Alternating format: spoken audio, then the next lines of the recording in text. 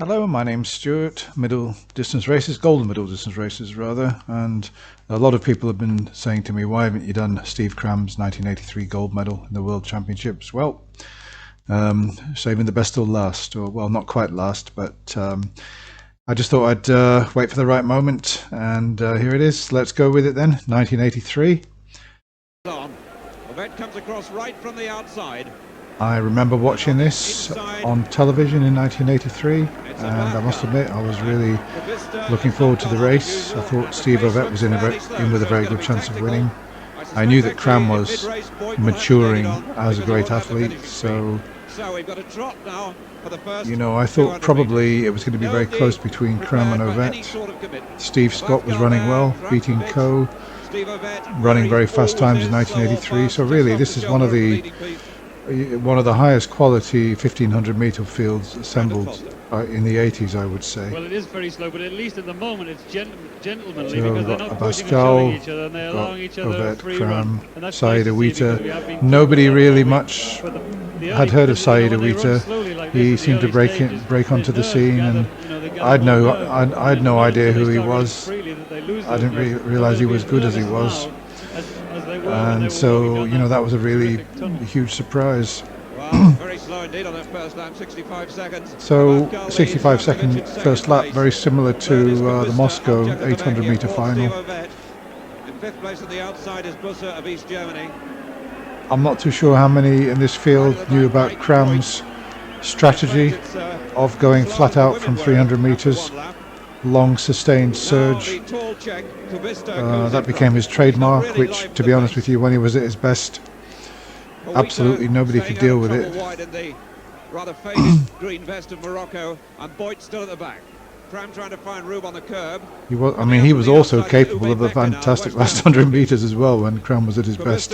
In 85, for example, when he beat Cruz, for example, in that at 800 and other races. So he didn't always do that, but if he was facing a top-class field, invariably he did. So there's Ovett. Anyway, let's see what the time is at 800 meters. Let's see. 2:07, so they sped up a bit, 62 seconds, second lap.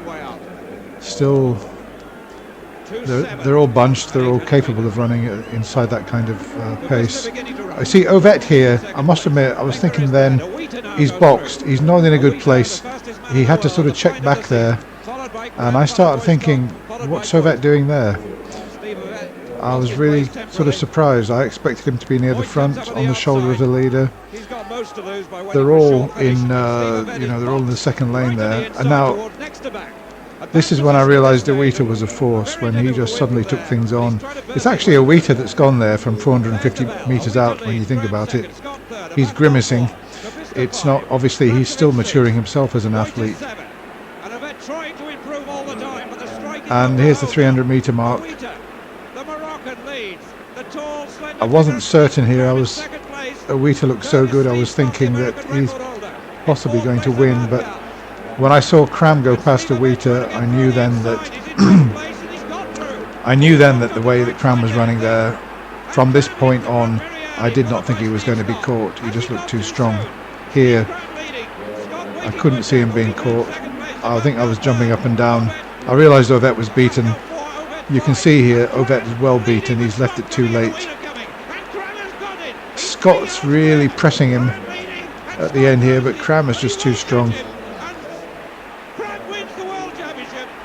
That's it. So let's go back and just review that, that last 300 meters or so. It's certainly, here it is. Let's go from about 500 meters out and have another quick look at it. So there's Cram, there's Awita, there's Scott is in there. Ovett, I can't see him at all in this picture. So let's just go. This is where Awita decides to take it up. See, look, where's Ovett now? You can see Ovett is what? He's second from the back. He's completely boxed. I mean, he's had races where he's been in this position and almost by magic a gap has opened up for him and he's been able to come through, and he's been the superior athlete in the field and he's been able to win from these positions. But he's just got too many top-class athletes in front of him here. Cram, Awita, Scott, all in top-class form.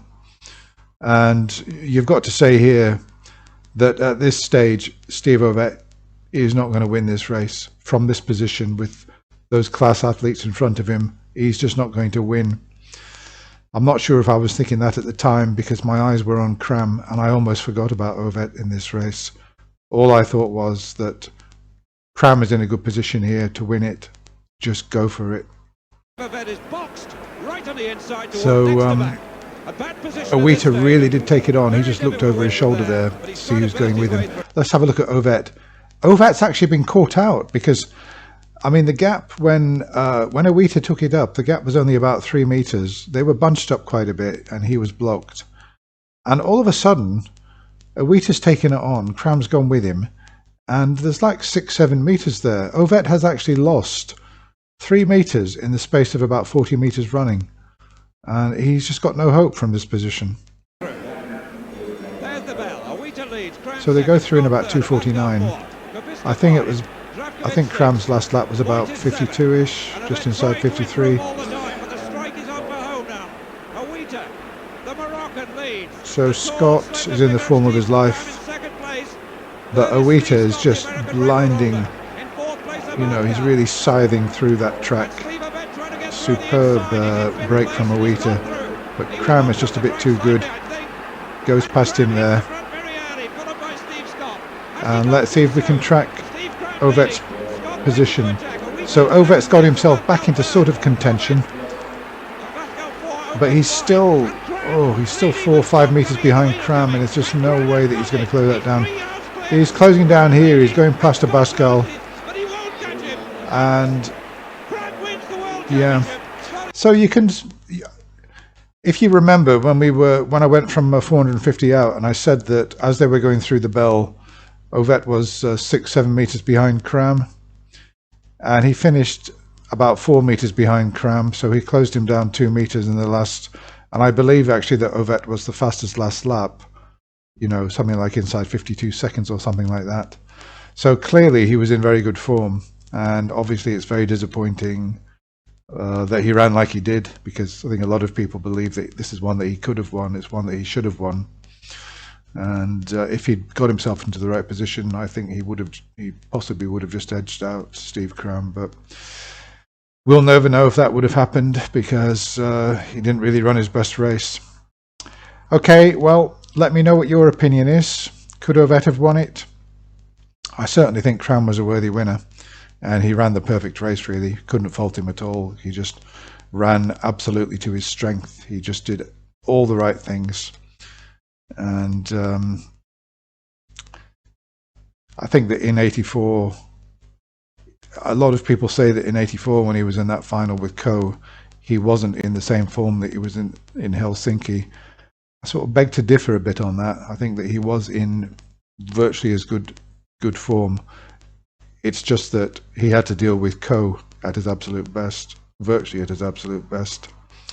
And, you know, Coe made him look less than great that day in Los Angeles. So, but there's no arguments about 1985. Cram was the king in 1985, no doubt about it. Okay, that's all for now. Let me know what you think about my comments and indeed this race. If you've got anything to add, if you've got any information on splits or anything like that, I'd be very interested to know.